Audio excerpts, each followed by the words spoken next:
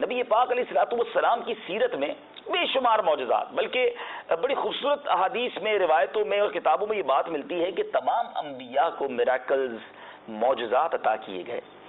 نبی پاک علیہ الصلوۃ والسلام کو سب کے مجموعے کے مطابق اور جتنے معجزات نبیوں کو عطا ہوئے، نبی پاک علیہ الصلوۃ والسلام کو آل ٹوگیدر وہ تمام معجزات بھی عطا کیے گئے، کچھ ایکسیپشنل بھی عطا فرما دیے گئے، ایکسکلوسیو جس کو خصائص کبریٰ کہا گیا، جو کسی اور کو عطا نہ کیے گئے، وہ نبی پاک علیہ الصلوۃ والسلام کو وہ بھی عطا کیے گئے۔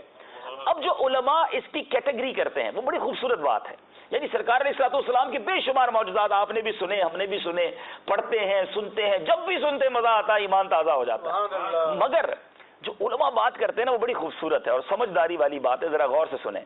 فرماتے ہیں نبی پاک علیہ الصلوۃ والسلام نے بے شمار معجزات کا سرکار علیہ الصلوۃ والسلام سے ظہور ہوا، مگر جو کیلیبر ہے، جو اسٹیٹس ہے نبی پاک علیہ الصلوۃ والسلام کا، یہ معجزات اس کیلیبر اور اس اسٹیٹس کے مطابق نہیں، یہ تو نارمل سی بات تھی۔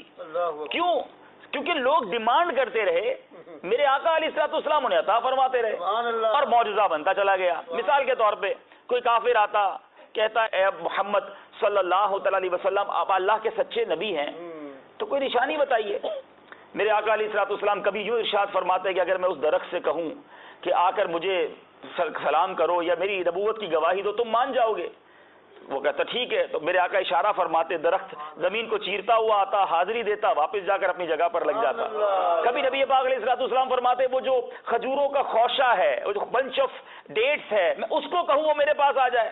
کوئی درخت کا چل کر آنا یہ بھی ان امیجنیبل ہے، بٹ درخت ایک زمین سے لگی ہوئی چیز ہے، لیکن نبی پاک علیہ الصلوۃ والسلام فرمایا بنچ آف ڈیٹ آ جائے، کہا ایسا بھی ہو سکتا ہے، کہاں ہو جائے گا؟ اور جب اشارہ فرمائے تو بنچ آف ڈیٹ درخت سے الگ ہو، پیارے آقا علیہ الصلوۃ والسلام کے پاس آئے، نبی پاک علیہ الصلوۃ والسلام پھر اشارہ فرمائے واپس جا کر اسی جگہ پر پھر اٹیچ ہو جائے۔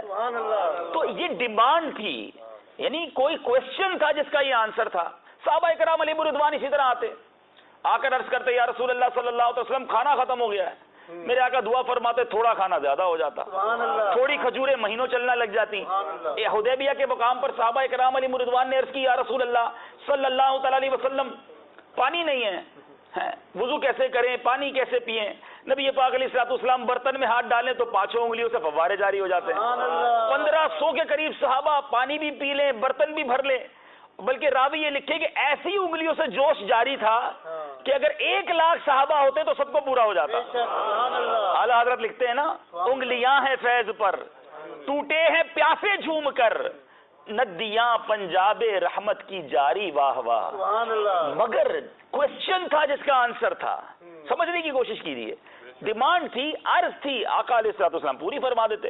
اور صحابہ کرام علیہ رضوان کا بھی عقیدہ کیسا نرالا، پانی چاہیے ہوتا پیارے آقا کے پاس آتے، کھانا چاہیے ہوتا نبی پاک علیہ الصلوۃ والسلام کے پاس آتے، ایون زخمی ہو جاتے، انجرڈ ہو جاتے، جنگ کے دوران ایک صحابی کا ہاتھ اتر گیا، پیارے آقا علیہ الصلوۃ والسلام کے پاس آتے، نبی پاک ہاتھ پر ہاتھ لگاتے، دم فرماتے، لعاب لگاتے، ہاتھ کو جوڑ دیتے۔ حضرت ابو قتادہ رضی اللہ تعالیٰ عنہ آنکھ باہر نکل گئی، بھئی آنکھ انجرڈ ہو گئی ہے، آؤٹ آف دیٹ پلیس ہو گئی ہے، ڈاکٹر کے پاس جاؤ، عقل تو یہ کہتی ہے نا کہ کسی ڈاکٹر کے پاس، کسی طبیب کے پاس، مگر صحابہ کا یہ عقیدہ ہے، سمجھیے گا، صحابہ یہ جانتے تھے کہ واہ کیا جود و کرم ہے شہ بطحا تیرا، نہیں سنتا ہی نہیں مانگنے والا تیرا، جو مانگو گے وہ آقا سے ملنا ہے۔ حضرت ابو قتادہ رضی اللہ تعالیٰ عنہ نکلی بھی آنکھ لے کر آ گئے، یا رسول اللہ صلی اللہ علیہ وسلم آنکھ باہر آ گئی ہے۔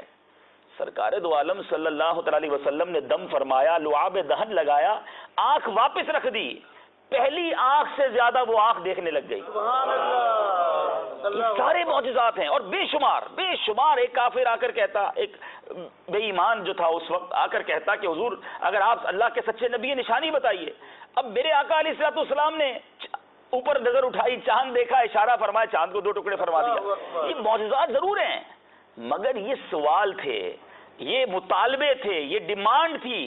علماء کہتے ہیں اٹس آرڈنری فار رسول اللہ صلی اللہ تعالی علیہ وسلم، جو کیلیبر ہے، جو اسٹیٹس ہے، اس کے مطابق 2 معجزات ہیں جو ظہور ہوئے اور جو واقعی مقام مصطفیٰ صلی اللہ تعالی علیہ وسلم کو ظاہر کرتے ہیں۔ اس میں ایک معجزہ ہے اور وہ ہے قرآن مجید فرقان حمید کے نزول کا معجزہ۔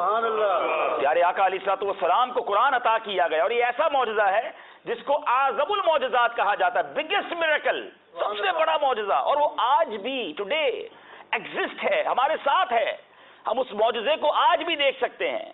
اور پھر دوسرا معجزہ وہ ہے معراج کا معجزہ۔